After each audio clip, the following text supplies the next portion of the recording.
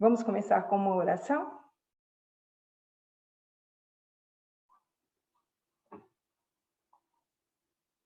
Querido Deus que estás nos céus, queremos agradecer ao bondoso Deus por um dia de sábado na tua presença e um dia tão especial.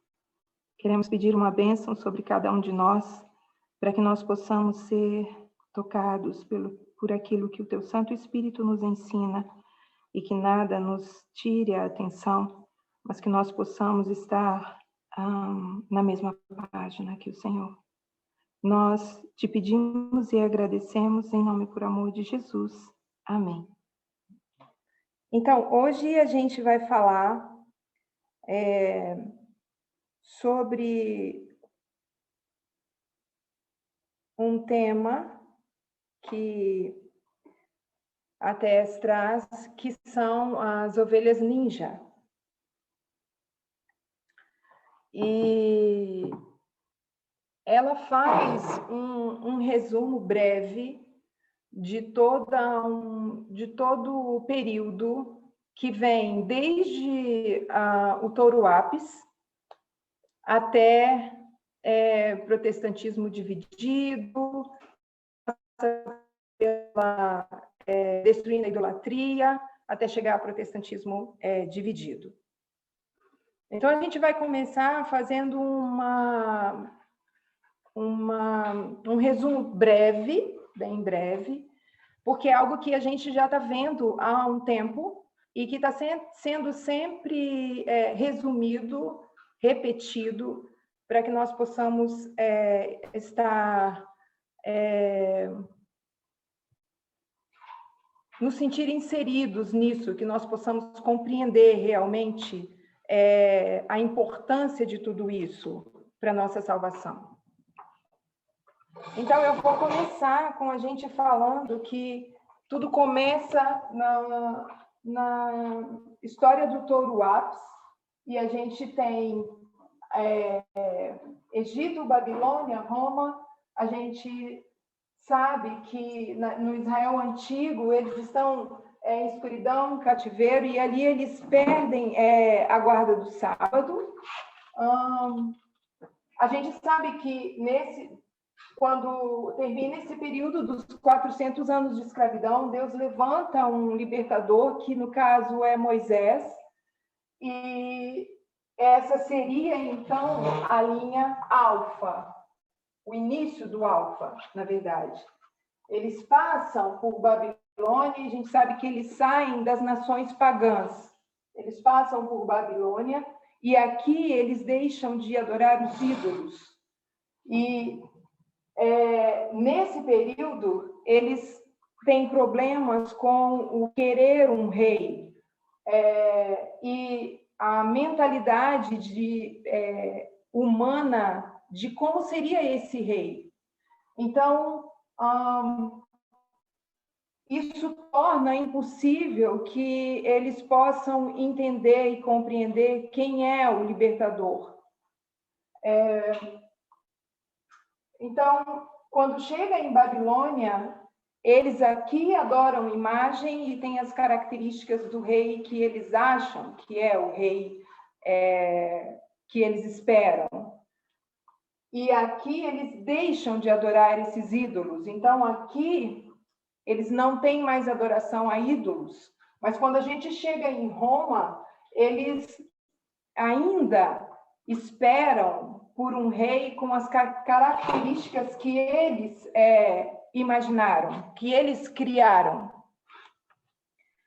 A gente sabe que aqui, o que traz a salvação para esse povo são as parábolas. A metodologia que traz essa salvação é a metodologia de parábolas.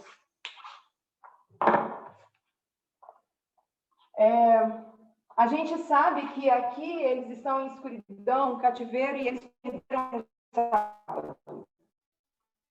E como é no Israel moderno, quando a gente chega no Israel moderno, a gente vê que a igreja aqui já sai, a A igreja, o povo milerita sai da igreja protestante. E Deus, esse povo, para ser guiado, é levantado um líder, que é Miller. E Miller vai trazer a mensagem para esse povo, vai resgatar esse povo das igrejas protestantes apostatadas.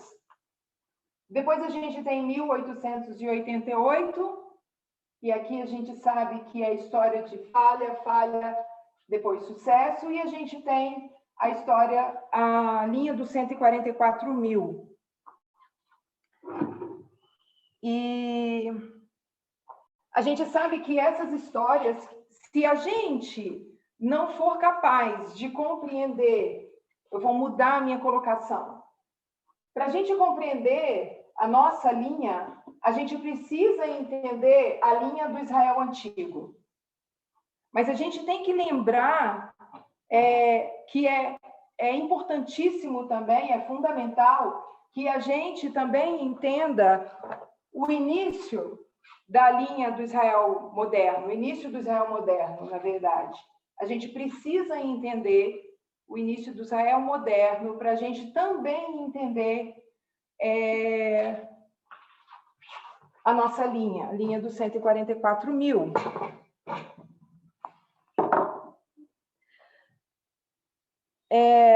E um ponto importante que a gente pôde ver na história do Toruapis é isso, que o Israel antigo, ele vai nos levar, ele vai nos contar a história do Israel moderno. E então isso vem do primeiro advento, que irá nos conduzir ao segundo advento de Cristo. E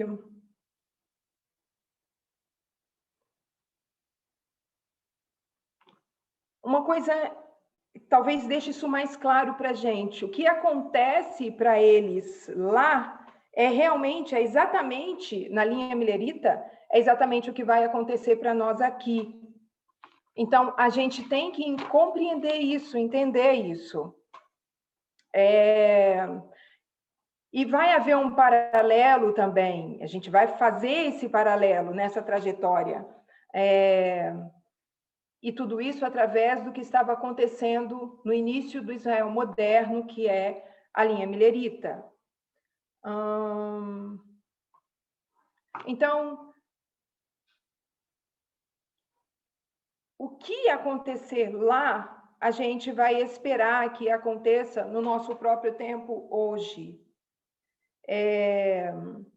E aí, se a gente compreende isso, no momento que nós estamos na história dos 144 mil, nós poderemos entender a natureza dessa história, a real natureza dessa história. Então, ali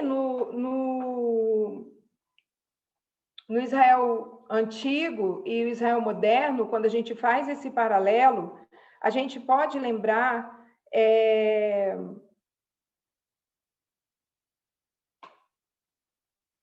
que existe um ponto, eu acredito, que é no protestantismo dividido, que o que acontece? Há uma divisão no protestantismo e é trazido ali, essa divisão, ela acontece entre liberais e conservadores.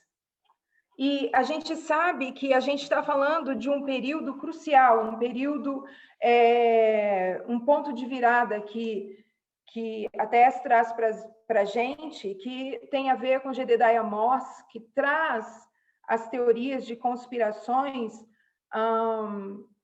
usando isso contra, na época de 1978, Thomas Jefferson, né? E seus seguidores. Isso também acontece com Alexander Hamilton, que é um apoiador também, não simpatiza com o governo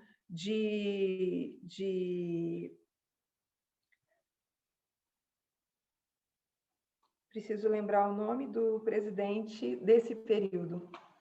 Mas ele não simpatiza com esse presidente atual que está lutando contra Thomas Jefferson, que no futuro seria o novo presidente, John Adams. Obrigada, Cris. Então, Alexander Hamilton, ele não compactua com as ideias de John Adams. Então, a gente sabe que o Sul, que essa divisão que acontece, torna o Sul de um lado, e aí a gente tem o Norte do outro, que a gente diria que seria essa parte liberal.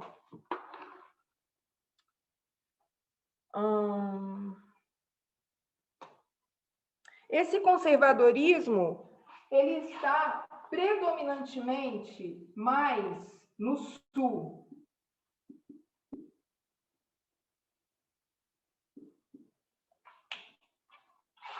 Então, como que o Sul usa a metodologia deles? De que forma eles fazem isso? Como é a metodologia deles? Se alguém quiser responder. De literal para literal. Obrigada, irmão Renildo. É de literal para literal. Então, eles usam essa metodologia. Literal para literal. E eles creem em mais algumas coisas. Nós temos 4 pontos que a gente pode colocar aqui. Um deles é essa metodologia, do literal para o literal. E nós vamos ter... O que eles acreditam com relação à igreja e à política?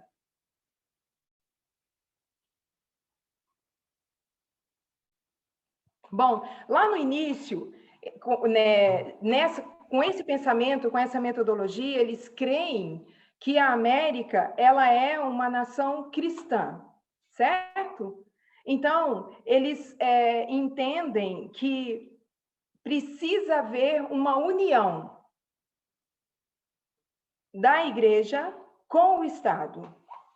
Então, esse é o outro pensamento. América cristã, e eles querem a união de igreja,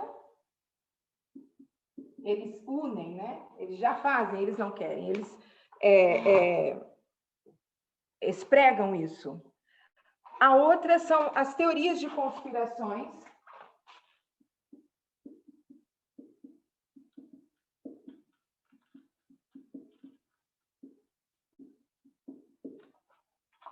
E o outro ponto é o Deep State, que seria o estado profundo,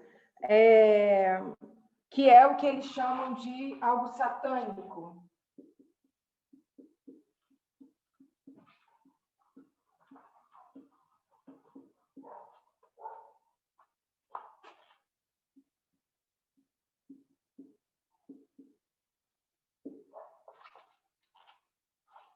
Dentro dessa teoria do Deep State, do Estado satânico, eles colocam quem? Eles alegam que quem está envolvido, quem está por trás dessas conspirações contra os Estados Unidos é Alexander Hamilton e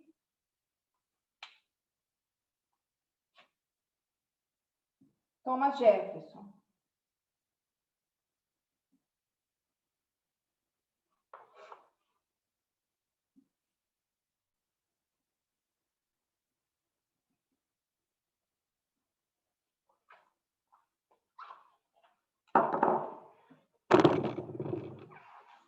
Então, qual é a alegação deles para justificar isso? É que deve haver uma separação de instituições, mas não uma separação de influência delas. Então, eles trazem dessa forma. Só que isso é união de igreja e Estado. E isso foi introduzido em 1978.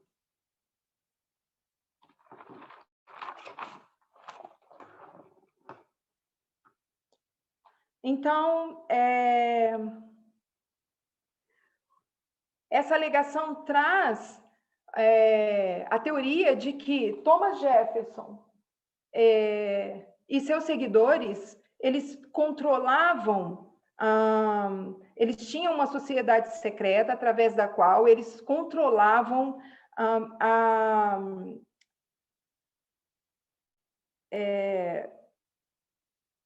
esse estado profundo. Eles traziam o controle disso. E de onde vem tudo isso? De onde vem essa história? De onde vem essas teorias de conspiração? De onde vem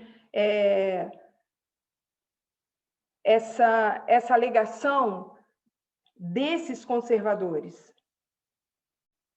Quem traz isso? Jedediah Morse. Jedediah Morse. Jedediah Morse, obrigada. Ele é o quê? Ele é um... Ele é um clérigo conservador. Exatamente, ele é do clérigo conservador, ele é um protestante, então isso vem do protestantismo. Mas quando a gente pensa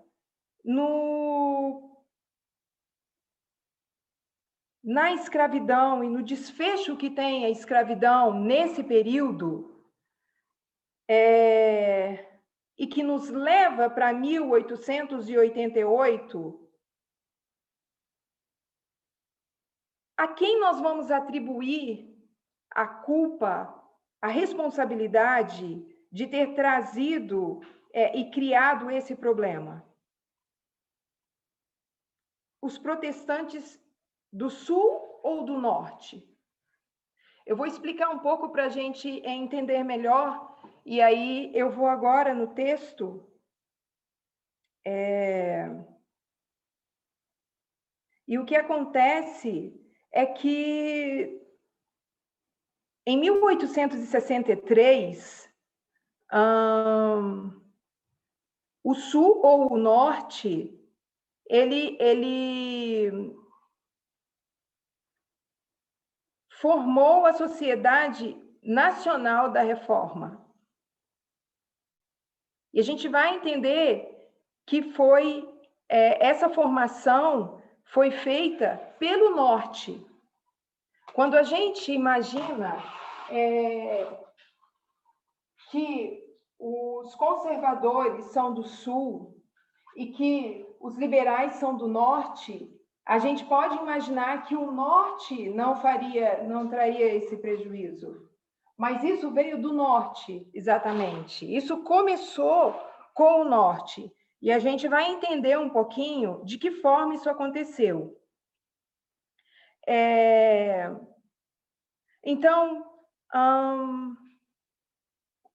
os protestantes do Norte,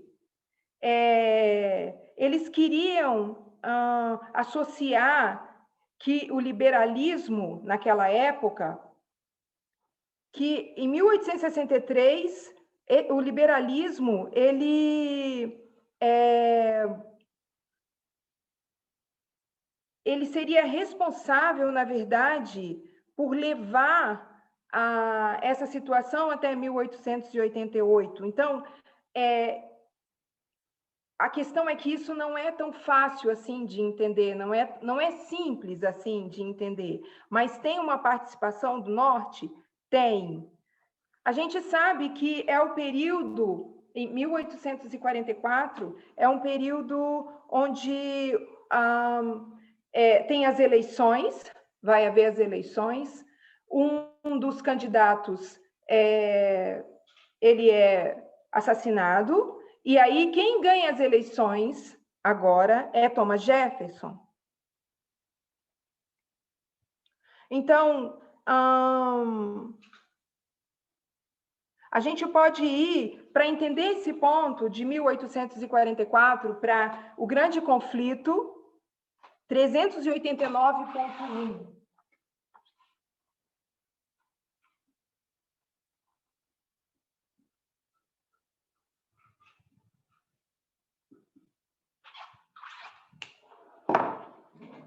Eu não vou colocar na tela, mas vocês podem abrir aí. Então, eu vou ler. Quando ensinadores fiéis expõem a palavra de Deus, levantam-se homens de saber, pastores que professam compreender as Escrituras e denunciam a doutrina sã como heresia, desviando assim os inquiridores da verdade. Não fosse o caso de se achar o mundo fatalmente embriagado com o vinho de Babilônia, e multidões seriam convertidas pelas verdades claras e penetrantes da palavra de Deus. Mas a fé religiosa parece tão confusa e discordante que o povo não sabe o que crer como verdade. O pecado da impenitência do mundo jaz à porta da igreja. E a Tess traz isso com bastante veemência, e ela diz da importância dessa frase final, que o pecado da impenitência do mundo jaz à porta da igreja. Continuando, a mensagem do segundo anjo de Apocalipse foi primeiramente pregada no verão de 1844, e teve naquele tempo uma aplicação mais direta às igrejas dos Estados Unidos, onde a advertência do juízo tinha sido mais amplamente proclamada e, em geral, rejeitada, e onde a decadência das igrejas mais rápido havia sido.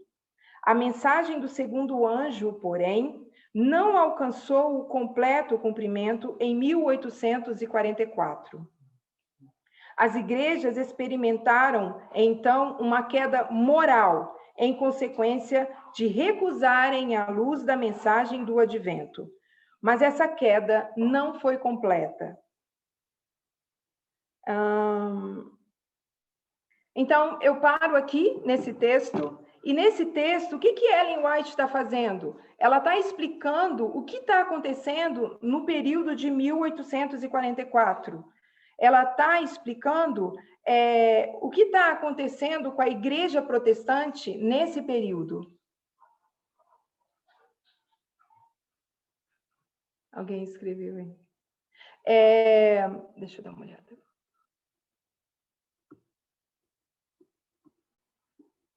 Essas igrejas estão incluídas na solene e terrível denúncia do segundo anjo, mas a obra da apostasia não atingiu ainda a culminância. É verdade. Deixa eu ver o de cima. Gisele. A mensagem do segundo anjo de Apocalipse, capítulo 14, foi primeiramente pregada no verão de... Isso, é o texto. Obrigada, Gi. Muito obrigada. Obrigada. Então, o que ela está fazendo? Ela está nos levando de volta a 1844 e ela está mostrando, falando para a gente de que condições os protestantes estavam vivendo naquele ano. E ela fala que há um declínio moral. Então, a gente se referiu antes ao primeiro e segundo despertar, ao primeiro e segundo despertamento, e que nos levou, isso a gente viu na história do protestantismo dividido, isso nos levou a 1700, 1800, quando acontece essa divisão, e a gente tem esse primeiro e segundo despertar, e fala desse declínio. Mas Ellen White nunca explica por quê, ela nunca dá os detalhes. Então, a Tess narra o seguinte: se você for um bom adventista conservador, e aí abre esse texto e vê como estavam as igrejas protestantes em 1844, qual seria a nossa ideia? Qual seria o nosso entendimento a respeito disso? Porque segundo a Tess, ela acha que as ideias que nós temos são muito espiritualistas. E como Ellen White narra, essas igrejas elas não sabem no que crer, no que elas vão crer, né? Eles estão confusos, discordantes, ela diz. O povo não sabe o que crer como verdade. Essa frase traz muito para a gente uma divisão entre o que é verdadeira, informação verdadeira, e o que é uma informação falsa, no que eu vou crer. E ela diz que quando os ensinadores fiéis de Deus expõem a palavra de Deus, quem se levantam? Os homens do saber, né? E a gente sabe que esses homens, esses conservadores, esses homens conservadores eram homens de saber. Então, agora a gente vai para um ponto que vai mostrar para a gente, para a gente ter noção dessa divisão. Então, a gente vai ver 3 igrejas principais nesse período, grandes igrejas, e a gente vai entender um pouquinho sobre elas. Então, tem as igrejas metodistas,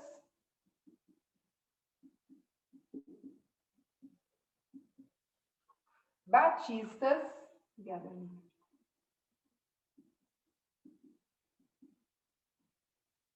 e presbiterianas.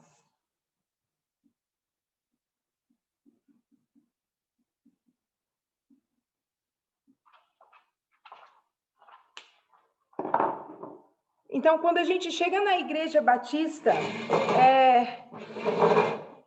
em 1840, com a escravidão,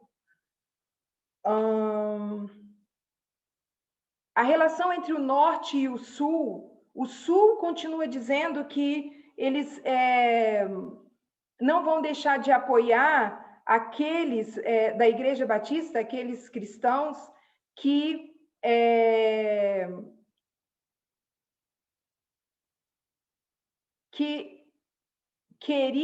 eles não queriam um defensor de escravos. Então, o que eles estão querendo dizer? Eles não vão apoiar aqueles que defendem escravos. Isso a gente vai ver em 1845. Então, eles passam por esse processo logo depois de perguntar: um missionário defensor de escravos, ele pode ainda permanecer na sua missão? Então, a Igreja Batista não apoiaria um defensor de escravos. Essa informação, ela colocou uma divisão, ela criou uma divisão na Igreja Batista. A Igreja Presbiteriana, os membros, eles queriam centralizar o poder nas mãos dos seus ministros. Então, isso foi um dividendo entre os presbiterianos, né, por todo o país. Isso começou em 1843 e depois, em 1844, eles se dividem. Por quê? Há aqueles que querem colocar nas mãos dos ministros e os que não concordam com isso. Então, quando a gente volta nesse assunto de escravidão, essas são as 3 igrejas maiores por todo o país e são protestantes e são o assunto ao qual Ellen White está se referindo naquela citação, que é o momento que eles estão vivendo aí, de não saber em quem crer, qual é o correto de se seguir, né? Ou seja, há uma queda espiritual, há uma queda moral. Então, a gente vê que isso não é uma coisa relacionada só ao domingo, né? E mas que não tem relação apenas com o domingo, mas muito mais com o evento externo também, que estava acontecendo naquele período e que estava impactando as igrejas neste momento. Então, o que a gente precisa pensar é que a Ellen White está dizendo que existe uma ajuda moral ali para que isso aconteça. Existe existe uma ajuda moral. Quando ela diz que há uma queda moral, ela está citando com relação a isso. Não quer dizer só ao domingo. Então, porque a escravidão está ali, e a escravidão é um assunto moral. Isso tudo está relacionado com escravidão. E a escravidão é um assunto moral. A gente sabe também que o domingo também é um assunto moral. Então, isso é para a gente provar, para a gente mostrar essa divisão entre o protestantismo, dentro do protestantismo, na verdade, entre essas principais e grandes igrejas. E ela é descrita, essa divisão, pelos historiadores, que eles dizem que se não houvesse havido essa divisão, então não teria havido, provavelmente, uma guerra civil. Se não houvesse essa guerra religiosa, essa divisão, também não teria havido uma guerra civil.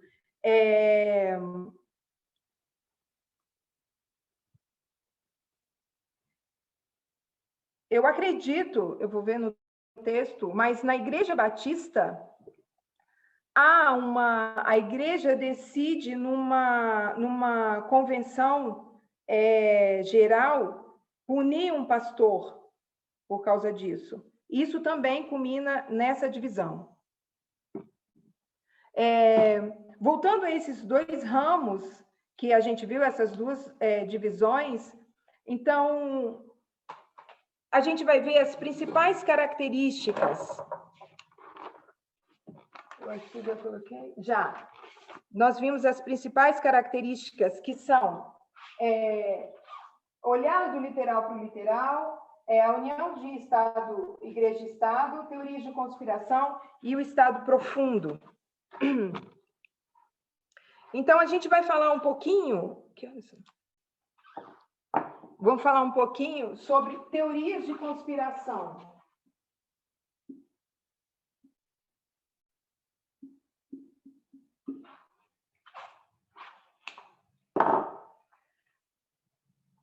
Existem fatores que facilitam a absorção ou a crença nas teorias de conspiração. Um deles é a ignorância.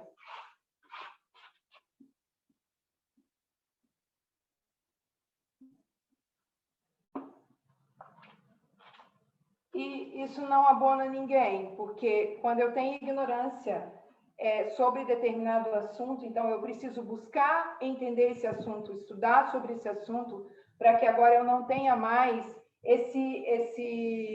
essa ameaça fazendo parte podendo me corromper. Então, a ignorância ela é sanada quando a gente procura entender, quando a gente procura compreender aquilo que a gente não está entendendo, que a gente não conhece. Tem a teoria de Ramsey.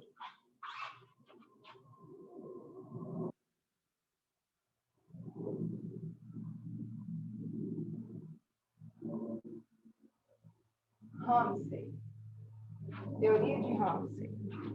Essa teoria que ele traz, que é uma teoria matemática, ele traz dizendo o seguinte.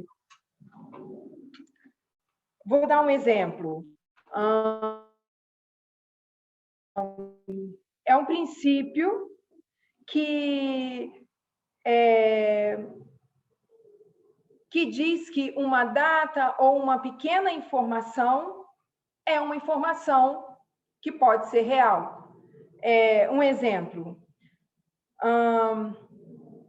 Antes, isso são padrões estruturais que são trazidos para a gente, e nesse caso tem essa explicação. Então,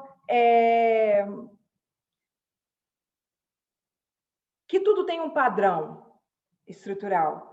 E o exemplo é quando a gente viaja ou quando a gente está em algum lugar e a gente encontra alguém que a gente não esperava, ou que é alguém que a gente não espera que vai encontrar, ou que tem tempo que não vê, etc. E a gente olha e fala, você por aqui, que mundo pequeno. E que interessante te encontrar aqui, que mundo pequeno. Mas, na verdade, o que a gente realmente está querendo dizer é que o mundo não é pequeno. Na verdade, a gente está admirado, pensando, uau, você aqui como? E é isso que esse é o sentimento da gente. Essa é a intenção.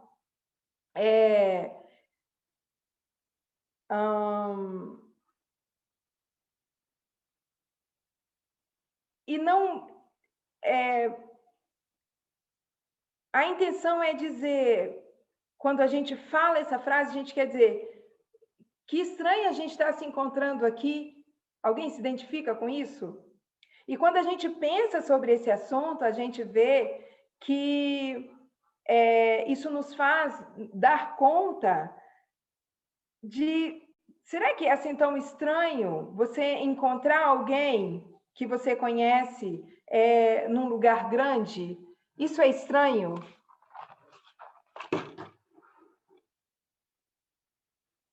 Quando você não espera que isso aconteça, isso é estranho? É estranho? A irmã Gay disse, sim, é estranho. Então, nós sabemos que existem muitas pessoas no mundo, bilhões de pessoas. A gente pode se perder num supermercado, num shopping, isso não é difícil. Então, não é tão comum a gente encontrar alguém assim, de uma hora para outra, assim, do nada. Por isso a gente se surpreende, né?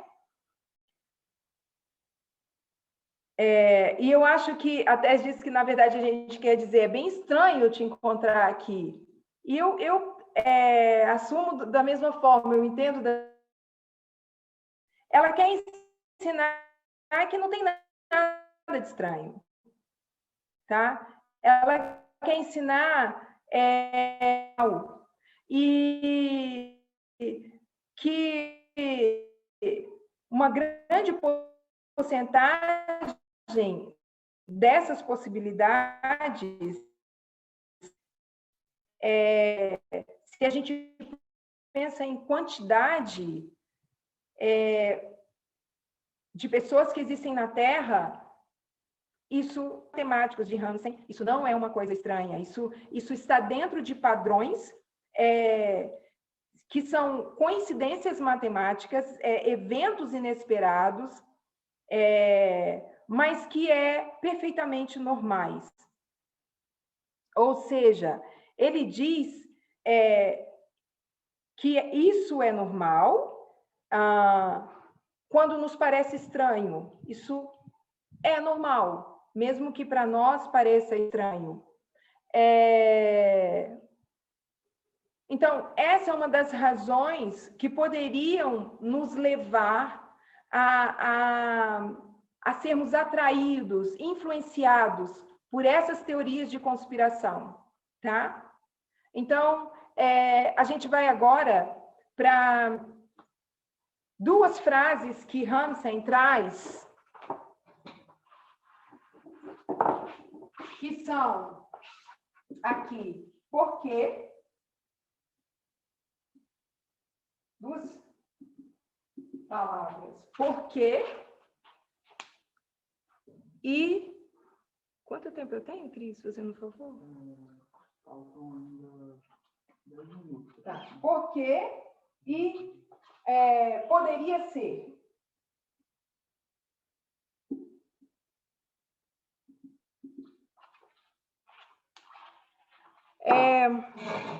Então, quem usa muito essa forma de falar é Walter Waite.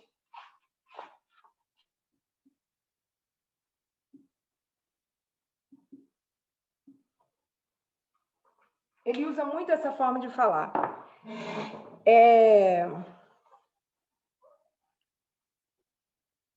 Então, ele usa isso repetidamente. Mas antes de chegar nele, a gente vai dar um exemplo de teoria de conspiração que a Lara trouxe para a gente na semana passada, que é sobre a princesa Diana.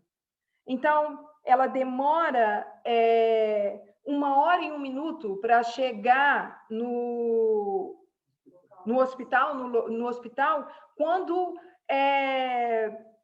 Por que isso acontece? Por que essa demora? Por que tanto tempo para a ambulância chegar nesse hospital? E aí vem essa teoria. Será que é porque eles queriam matá-la? Será que é porque ela foi assassinada?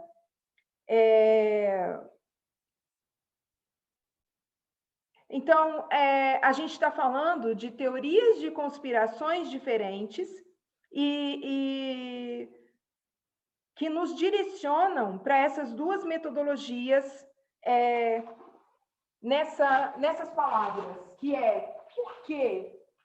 Poderia ser que eles queriam assassiná-la, que eles queriam matá-la?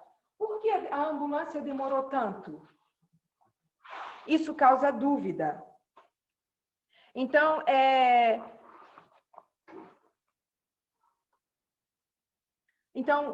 nós falamos também, a Lara trouxe para a gente também a mudança climática, né? Que ela mostrou o iceberg, o gelo que derrete, e é dito que essa expansão, esse transformar do sólido em líquido vai inundar, vai causar uma catástrofe. Esse derreter do líquido vai inundar os mares e vai causar uma catástrofe, tudo vai ser inundado.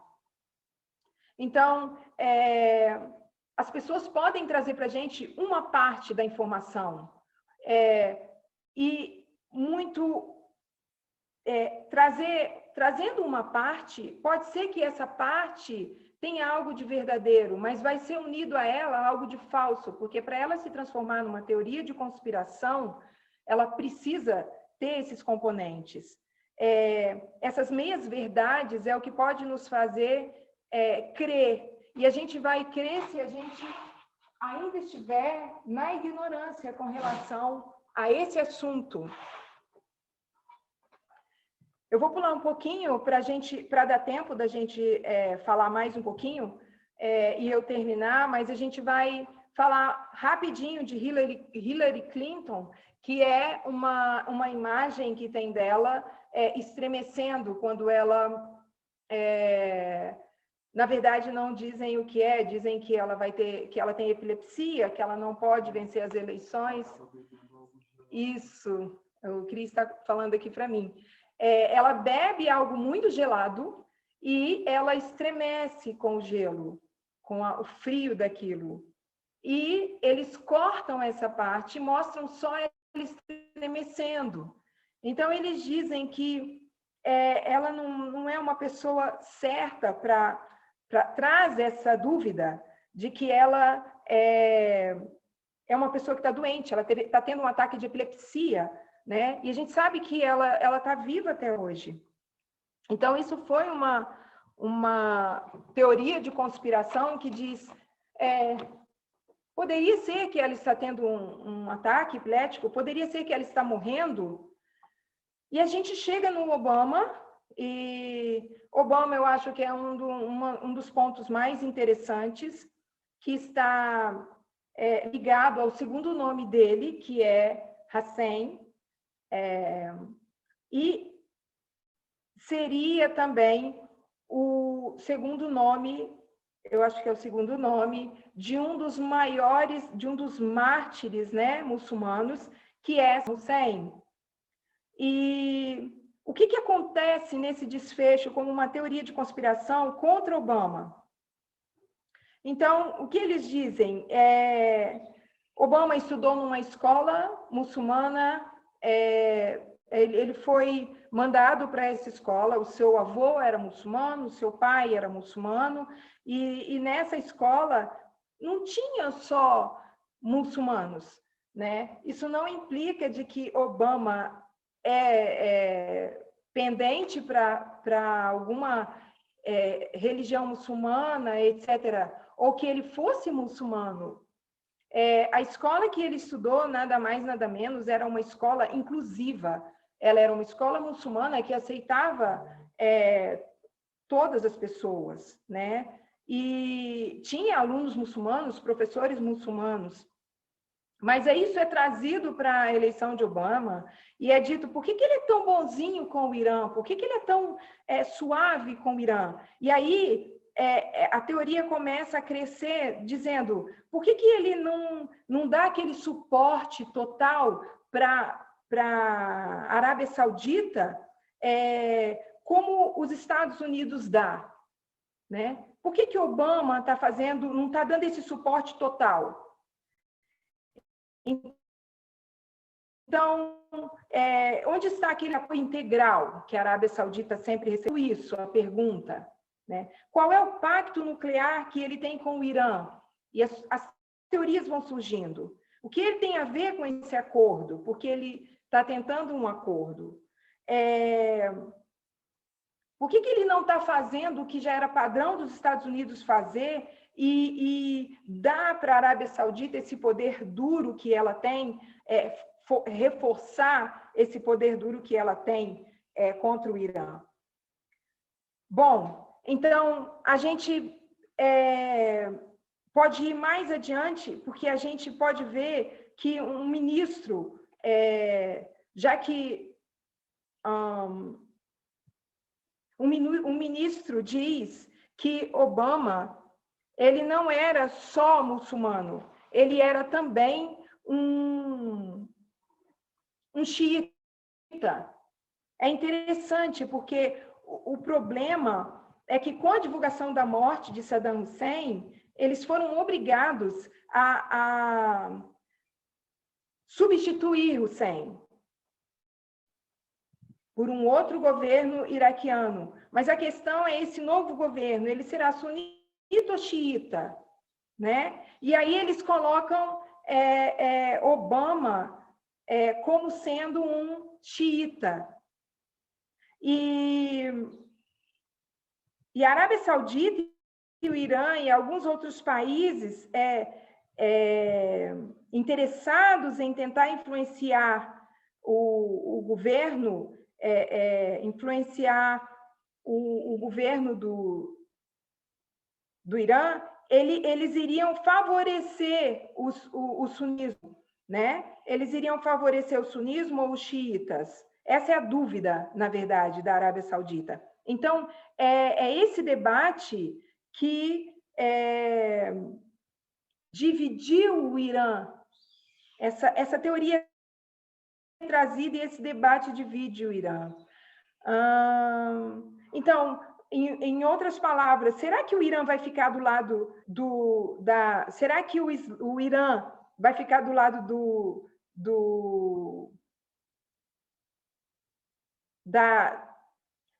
será que o Irã vai ficar do lado da Arábia Saudita? Ou, então,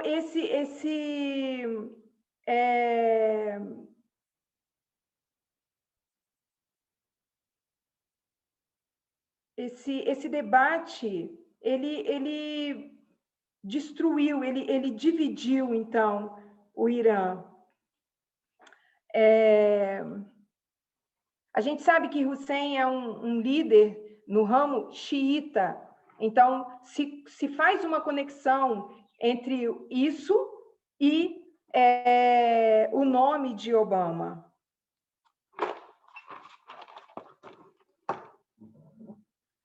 Então, a gente vê poderia ser, pode ser, ou por quê?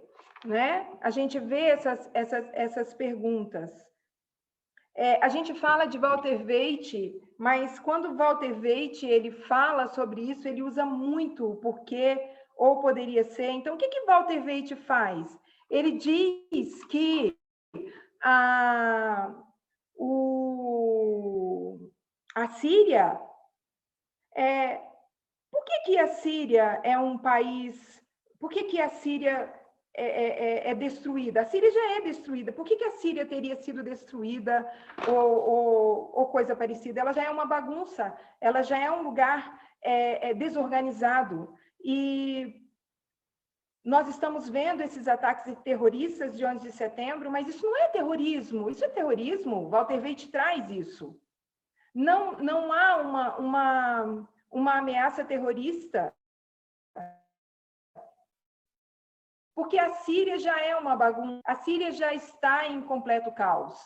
É isso que o Walter Waite traz. Então, ele quer dizer, por que eles estão culpando o terrorismo islâmico pelos ataques, quando a Síria é uma bagunça e uma confusão? Então, como que Walter Waite justifica essa colocação dele? Ele traz os Rothschilds, não sei se é Rothschilds. Ele traz esse tema. O que é isso? Isso são os escudos vermelhos. Quem tem a ver com esse título? Quem tem a ver com essa denominação dos escudos vermelhos? Alguém sabe? Então, no texto, ela diz que eles eram pessoas que bancavam o papado. E isso está em uma enciclopédia de 1906. Eles são descritos como banqueiros do papado. Então, por que é assim? Poderia ser? Então, que eles são sionitas envolvidos em uma profunda conspiração estatal controlada pelo papado para realizar o Armagedon? Então, estes estão usando a mesma metodologia que qualquer outra teoria de conspiração. A gente está falando de Walter Waite e a gente está vendo o tipo de teoria de conspiração que ele usa, que não é diferente da que a Lara trouxe também na semana passada, que fala da Mary Stuart Ralph. E ela traz isso, mais ou menos, começa nos anos 70, e isso é forte nos anos 80. E qual é essa teoria de conspiração? É sobre o 666. Então, que ela começa a pesquisar no mundo inteiro e ela acredita que isso é o anticristo, né? E que estava acontecendo com Israel e o Oriente Médio. Ela olha de canções, etc. A Lara e então essa é a mesma crença de um estado profundo e veio a partir de Jedediah Moss, a mesma crença. Nós temos Farwell, nos anos 70 e 80 também. O que a gente quer disso tudo? A gente quer... Então, eu estava falando das teorias de conspiração, para terminar, e eu falei da Mary Stuart, e quem trouxe esse exemplo muito bem falado foi a Lara, e eu terminei falando que também tem Farwell, que é mais um que traz essas teorias de conspiração. Mas o que a gente falou isso tudo mesmo é para levar a gente com o pensamento para frente, né, no que é evidenciado hoje. Então, agora a gente vai para essas linhas aqui. Lembrando o que todos nós já sabemos, né? Que quando se trata dessas linhas de reforma, a gente está falando da agricultura, nós temos, então, 1989, 9/11, 2014, 2019, 2021, essa seria a linha dos sacerdotes, e depois a gente tem a linha dos levitas, que seria O Arar também, que vai para as duas linhas. Depois a gente tem a linha dos netineus, que é 2014, 2019, 2021. Aqui a gente tem um decreto dominical para a gente entender aqui que é o momento de colher os gentios e a segunda vinda. Tá? Deixa eu só complementar aqui.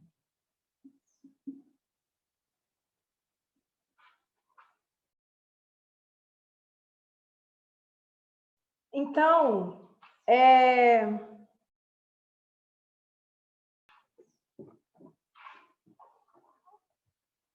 quando vai começar a aragem para os levitas? Então, ela vai começar um período depois, certo? E isso, a gente já está familiarizado com isso também, mas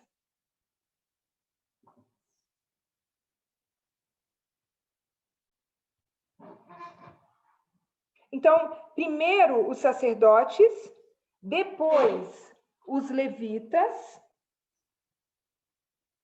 e depois os netineus.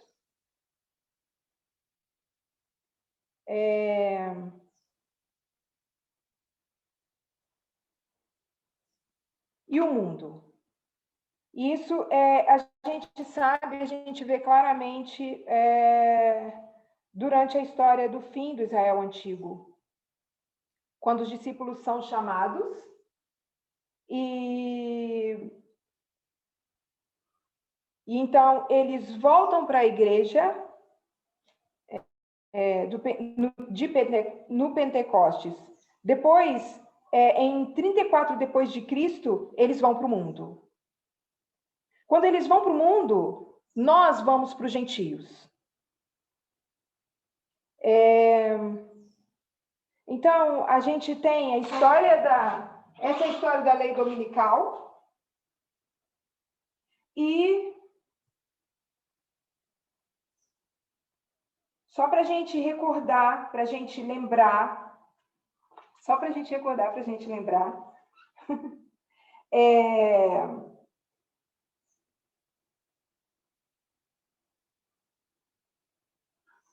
Oi? Tá.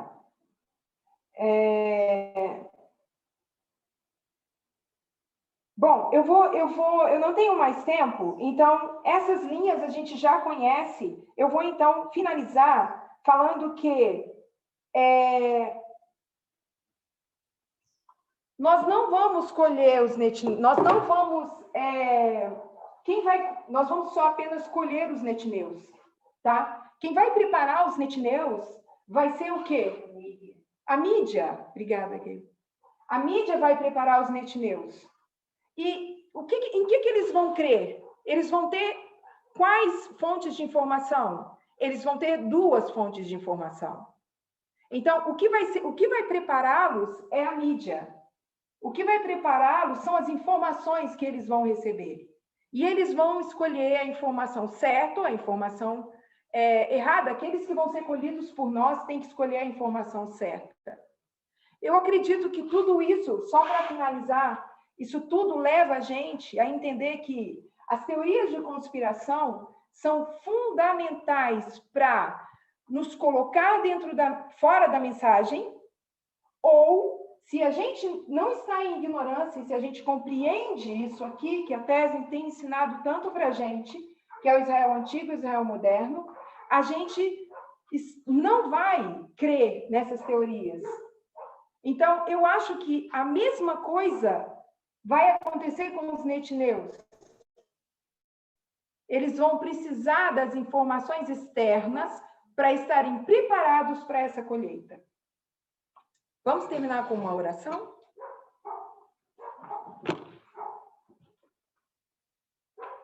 Querido Deus que estás nos céus, queremos agradecer ao bondoso Deus por tanto amor em nos mostrar os padrões que se repetem, os padrões que são criados, os padrões verdadeiros e os padrões que não são verdadeiros. Queremos pedir uma bênção especial sobre cada um de nós, para que não nos mantenhamos como pessoas ignorantes. Só há uma forma de nós entendermos aquilo que o Senhor nos ensina, é buscando estudar e compreender e participar daquilo que o Senhor tem trazido para nós. Queremos pedir uma bênção especial sobre todos os líderes, todos que fazem parte da liderança, sobre o ancião Parminder e a anciã Tess, e sobre nós, Senhor, para que nós possamos ser capazes de sair do conforto e lutarmos para que nós possamos não só compreender, mas estar na mesma página que o Senhor, mas estarmos nos preparando ao entender aquilo que o Senhor tem trazido para nós. Nós te pedimos e agradecemos humildemente, sabendo que a nossa história é uma história de sucesso e que nós possamos ser teus servos fiéis e possamos participar disso, possamos chegar aos altos céus. Nós te pedimos e agradecemos em nome e por amor de Jesus. Amém.